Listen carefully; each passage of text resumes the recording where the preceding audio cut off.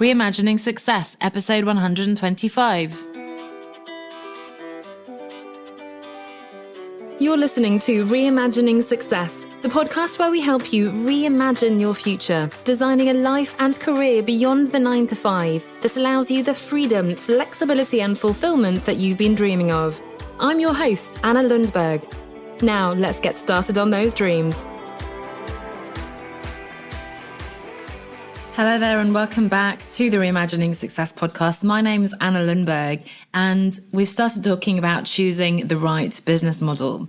Last week, I dropped a bomb, as they say in the industry, and I let you know the big secret that most gurus will not want you to know, which is, hey, pretty much anybody's strategy, anybody's formula or approach to building your business, marketing your business, selling your products and services is going to work if you just follow it well, if you show up, if you do the work, if you make it work for you. Now, that sounds pretty simple. Of course, it's not quite that easy. And today we'll talk about, okay, how can you choose the right business model, the right marketing and sales strategies, the right structure for your business, and what are the criteria you need to consider when you do so. Now, when we talk business models, it's easy to get a bit confused and distracted by what the formal definition is. Ultimately, it's how your business makes money. Let's leave it at that, right? Because there are lots of complicated ways. And is it a business model? Is it a business plan? Is it a revenue model, business model? And we talk about, drop shipping and e-commerce, retail, manufacturing, all sorts. We talk about subscription models, affiliate marketing. We talk about all these different types of services, software as a service, and so on. Most of you listening, I would hazard a guess. Now, if you're not, then by all means tell me. But most of you are probably solopreneurs, service providers, coaches, consultants, freelancers. So drop me an email, podcast@onestepoutside.com. If that's not you, I'd love to hear from you. And I know I do have some clients who are selling products rather than services. However, the crux of it is that you're working pretty much by yourself. You're designing this business mostly for lifestyle reasons. You're escaping the 9 to 5, as I always talk about, getting away from maybe a toxic work environment in an office, wanting more freedom, more autonomy, more creative possibilities and opportunities, more time to be with your family, to travel and so on, then a full-time job can afford you, right? So great if you can look into, flipping houses or drop shipping and whatever. And in fact, maybe those are great ways to diversify your income stream. What I'm talking about today is more of this kind of coaching, consulting, freelancing, service-based business. So why do you need to think about a business model? Hey, I'm just a solopreneur. I'm just a freelancer. That is my business model. Why do I need to even bother with this, right? Well, let's think about this again. This is how you're going to make money. So of course, it's having a strategy for how you're going to make money. And let's look at a few different examples. And I'm going to list lots of things and I will look down at my notes. Those of you who are watching this on YouTube will see my eyes flit back and forth just because there's so many different things we can consider. But if, again, we've put aside all those formal definitions, we'll think about, okay, fundamentally, am I selling products or services, right? That's already a core part of the business. As I said, I have some clients who are selling products, but most of us are selling services. However, even when we're selling services, probably we'll be selling some products. So even if I'm selling, and this is what we'll talk about in a moment, one-to-one coaching and so on, I might also offer a course and that then becomes a product. If I'm selling products, I might also offer a service on top. So that's where it gets a little bit complicated. But products and services. Are we a freelancer? Are you a freelancer who's trading time for money? Are you working in the sort of gig economy as more of a contractor? You don't think like a business. You're not running your own business. You're still working on a contractual basis for a client who pretty much, defines the terms and you have to chase payments and so on. And there's lots of advantages to that, but that's one way of working, right? The so-called gig economy, the contractual format, and working as a freelancer. I know my sister, who's big in the freelancing world, is always talking about how freelancers need to think like a business, and that's really important. So even if you are just a freelancer, this is just as important for you as well. But are you doing that? Are you working, are you being paid by the hour or by project perhaps? Or are you leveraging your time a bit more? Are you selling courses or are you selling memberships? So a course arguably can have lots of different formats, but basically it's more self-directed. It's more passive from your perspective as the business owner, the teacher. You will have recorded things. Of course, you can have a live course as well, but it's a structured 6-week, 12-week, 3-month, 12 module program, whatever, for your clients. Many people can take this course, especially if there's no live element there, right? And they can just buy, it's an evergreen funnel potentially, and so on. Or a membership, lower level cost per month, but you're keeping them in that subscription model, which is really attractive from a revenue basis. You're getting an ongoing income every month. And if you have great content and if you have good retention strategies, you're going to keep people in the business. You're going to keep them in the membership. And then you don't have these big peaks and troughs in your business. Now, thinking about marketing strategies, are you going to have launches? So whatever you use for the launch, right? Are you going to have launches every quarter and then close the doors in between? Perhaps you're going to have enrollments and then close, or you're going to have an evergreen funnel, people can join at any point. What are you going to do to launch, right? Are you going to have webinars? Are they going to be live webinars or automated webinars? Are you going to show your face, or are you going to just do the audio and hide behind your presentation? Are you going to do automated funnels where you have these email sequences that they get a video and then another video, or, an email where you share your story, and then in the next one you tell them how you overcame your problem, and the next one you tell them, hey, I've got the perfect solution for you. Or are you going to do live consultation calls? Are you going to get people on the phone and do some old-fashioned either sort of discovery calls as we do in coaching, or more of a sales call to actually go, hey, let's dig into your problem, let's find a solution, and then this is the program that you should buy, and then that's then the way you get your clients. Are you going to do a live launch kind of free challenge in your Facebook group where you engage, give incredible value, and then sell people into your program? In terms of delivering, so we talked sort of the core, what you're offering. We talked about how you're marketing and selling those things, and then how are you going to deliver? So one-to-one or one-to-many? Is it one-to-one coaching, let's say, or are you going to do group coaching with lots of people, or again, individual coaching, or a course or a membership? Is it virtual or in person? Is it working alone? I know I talked about being a solopreneur or a freelancer, but are you going to continue to work alone, or are you going to have a team? Are you going to outsource, which, I recommend we all do in terms of admin and design work and websites and so on, but are you just going to be outsourcing and still being the main business owner, deliverer of the service? Or do you foresee yourself having, associates offering the service and working under your umbrella? Are you going to sort of do the trainer approach? Are you going to step back and become the CEO or the chairman when other people do the work? Or do you love your work and you want to continue doing that? So lots of questions there. And of course, pricing, right? Pricing really comes into it. I think we'll do a separate session on pricing specifically, because that's really core to how your business is going to make money, isn't it? But a few ideas there, and you may already have lots of clarity. You may be already offering some or all of these different things, but it's so easy, as we talked last week, to get distracted by shiny object syndrome. Right, this guru saying we have to have a membership. Oh, that makes sense. I should do this. But shouldn't I do one-to-one first? And maybe I'll do a course, but then I have to sell it to lots of people. Oh my gosh, I have to have all the course content ready, all the membership content ready before I launch. That's something we often fall for, right? But lots of questions, lots of models that could potentially work. And as I said last week, that can and will work for you if you follow them.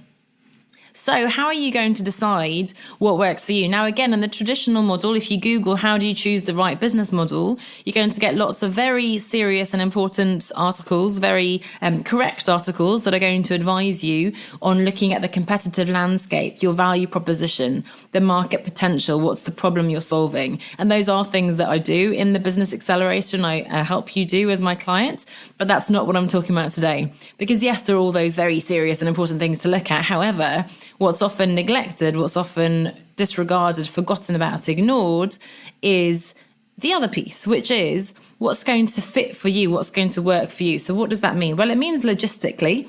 Obviously, we've seen in the past months, in the past year, with homeschooling, with kids at home, having to work from home and so on, it needs to work from that perspective. So you need to have the flexibility to be able to deliver online, virtually, as well as offline, for example. You need to be able to work around a young family, perhaps, if you have children at home. Those are some of the practical, logistical concerns. one aspect. Another piece, by the way, is what are you good at? What are your strengths, your personality strengths, your hard skills, your soft skills? What's really going to play to those strengths?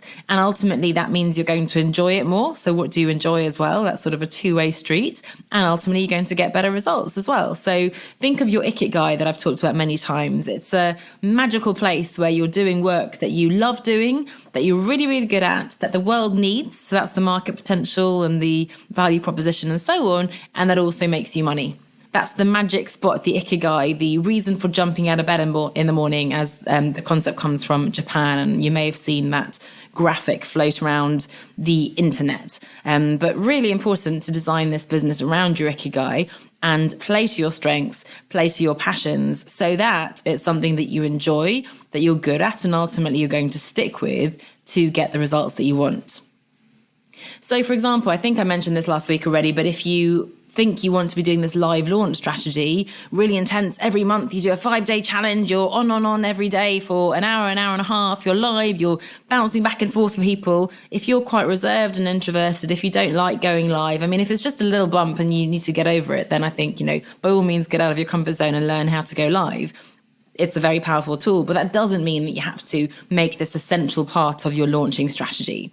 So if you don't feel comfortable going live, then that's probably not the right thing for you. If you hate the really sleazy, if you think they're sleazy sales funnels that are automated and so on, that are so obvious, so manipulative, I suppose, in some cases, then that's probably not going to be the right thing for you either. So what do you like? What fits with your style? What fits with your values? As well as working with your strengths, your preferences, your logistical needs, and so on. Do you like working really in depth with one person for a long period of time? In which case you might just have, I'm just going to have 5 slots, 10 slots for a year to work high end with one-to-one clients. And I'm going to be there every step of the way. I'm going to really over-deliver, be an incredible resource for them. And I'm going to charge accordingly. Great. That's a sustainable, viable business. Or, no, I want to make a really big impact on lots of people and I'm going to spread myself out. So I'm going to have courses with hundreds of people in them or group programs that I want to reach as many people as possible. Probably it will need to be priced at a lower level initially at least. And then we'll have lots more people in there, right? So in terms of how we deliver it, do we want to do... Again, we probably need to do both virtual and offline, both in person and online. But are we enjoying the virtual world? Maybe we're a little bit zoomed out now after these last few months and the year that's gone. But do we love going and traveling to different places and meeting people? Or again, does that drain us and we prefer to be a bit more reserved, a bit more intimate perhaps, either online or in a one-to-one small group setting? Do we like showing up every week, every month? Because that's what a membership requires. We need to come up with content all the time. We need to be responsive to the needs of our clients and members. They'll be giving us feedback. If we want to retain them and give them value, we need to keep showing up. New training every month, new content, keep optimizing, give them the accountability, implementation support they need, help them out, right? Show up every day. Now, I know people who don't want to do that, right? I gave a few examples last week, so let's look at those. So I talked about Rebecca Tracy, who does Uncage Your Business, I believe her program is called. And apologies, Rebecca, if you've changed this, but I remember years ago when I was following her, she talked about how she didn't want to have an ongoing membership because she was traveling, I believe, in sort of in a caravan. She was hiking, she was off with her dog, and she wanted to have several months off during the year. Fantastic, great, really clear vision for the business and lifestyle. But that meant she didn't want to have an ongoing membership. It was just her. And so she does a launch once a year or twice a year, and then she does the cohort model, as it's called, and then she'll take a break and then she'll come back. That gives some scarcity and urgency because it's only been run once or twice a year. And, she can then work through in a structured way with those clients. They'll go through the material together, and then she'll have some time off. I talked about Rose Radford, I believe, last week, someone I just came across in the last few weeks on Instagram, former McKinsey consultant. She really is pushing, at least at the moment in her messaging, the evergreen model. Why should you leave money on the table? Why only bring people in when you're launching? Why not have that evergreen model, have it automated and have people coming to you all the time? There's great merit in that too. But there's preferences for this. In fact, I went for a walk with the lovely Penny, one of my coach friends the other day, and she was talking about how actually she realized she'd been trying to do too many things because of the pandemic. She had to take a step back. She had to simplify. And guess what? Surprise, surprise, it made her business flourish because she simplified down to the things that really mattered, that fit with her preferences and that work for her. So she's now focusing on LinkedIn where, that's her zone of genius. That's what she knows. incredibly effective there. She's doing her thing, her business is thriving, and she's taken her foot off the gas maybe on some of the other channels, Instagram and so on, where actually she wasn't feeling it. She wasn't loving it, and it wasn't necessarily getting the results that you're supposed to be getting, doing all these reels and graphics and everything, right? So it can be in terms of how you launch evergreen versus one-off launches and so on, or where you're showing up. I hate Facebook. Well, don't go on Facebook, because if you're going to be successful on Facebook, you need to show up there consistently. You need to have a presence there. So if you hate it as a user, please don't build your business on marketing on Facebook, right? Super simple, but quite difficult questions to ask yourself. I did an interview with Jeremy Beament a few weeks ago. If you check out on YouTube or on the blog, you'll find it was Building a Sustainable Business. He's the co-founder of Nudge. Successful business, but as he shared with me, he hasn't necessarily reaped the benefits of the lifestyle side of the business, because he made the choice of having this incredible solution, a service they're offering, and it's intended to build and grow and create wealth rather than, capital for the long term, assets, build a real business, as it were, rather than, I want to have more time for my family, I want to be able to travel and take 3 months off and so on, right? So there's a difference between a lifestyle business, a freedom business, as it were, and a sort of more traditional business. Do you want to work less? Are you happy working the same or more as you were in a full-time job? Same, right? Do you want a co-founder or not? Because that has implications. It means you're not alone, but it means you're beholden to someone else. You won't have the same autonomy. You're dependent on them pulling their weight and so on. So really thinking very carefully about the kind of business you want, the preferences, again, down to the very detailed, logistical, practical parameters, how you want to run your business, and your personality, your strengths, what's going to work for you. So lots of different ideas there. You might want to listen again just to have a think about the different models that are out there. Of course, by all means, research them. We can chat about what could work, what they involve and so on. But if you are feeling pulled in one direction, it's just not quite right for you, then again, take a step back, ask yourself some of these questions about your ikigai, about what's going to really work for you, what you will enjoy, and then make an informed decision, choose that strategy and go with it full throttle. And again, as I said last week, that is going to get you the results if you stick with it. But it's important to make that right choice from the beginning, to define success for you, big picture life and business, but also specifically, what are you trying to achieve? What is it you want to do with your marketing? You can see how those choices of launching versus having evergreen, they have big effects on the way you can live your life. You can't take 3 months off if you're supposed to be there delivering your calls. If you've got maternity leave, paternity leave, you're going to have to leave maybe. If you've got lots and lots of one-to-one calls, let's say, you probably can't work with those clients while you're off. So what are you going to do? Are you going to hand them over to someone else? Are you going to bring in other experts? Are you going to give them pre-recorded content? Is it more that sort of hands-off course model you want to go for? And probably, let's be honest, the answer is going to be a mix of a few of these different things. But really important questions to ask yourself around what is the right business model for you? And remember, business model, we're just talking about how are you going to generate money? So what are you going to create, build, teach? Product, service, what does that look like? How are you going to market it, sell it to prospects, to prospective clients? And ultimately, how are you going to deliver the service as well? Lots of questions around online, offline, in-person, one-to-one, one-to-many, always on, ups and downs, short, long, intense, high-level, superficial, hopefully not superficial, but you can see the difference between sort of a short course with someone and then you move on, or again, you do that in-depth program with somebody where you can really work really closely with them. If you know you're the kind of person who wants to get your hands dirty and work really close with someone and give them an incredible transformation, then that's a very different model to just kind of having a more passive course where people learn a few frameworks and then you leave them to it. So really think about what success looks like for you. What are your preferences and your strengths? What's your zone of genius? And remember the key question, what are you going to actually stick with over the coming weeks, months, and even years in order to make this a success? Thanks so much for listening. I hope that was interesting. Of course, delving more into this topic of choosing the right business model. And if you're not sure where to go for you, then do go ahead and book a call with me. onestepoutside.com/free consultation. That's onestepoutside.com/free consultation. We'll have a chat about where you are in your business, what's working for you, what isn't, and how we can go about refining and optimizing that business model to get you on the right track for your definition of success. Thank you for listening, and I'll see you back here next week. Bye for now. Are you ready to build and scale your business to achieve everything you dreamed of when you started, without sacrificing your personal life and your sanity to do so? The truth is that escaping the 9-to-5 is not just about saying, I quit to your boss, or putting up a website and ordering a set of business cards.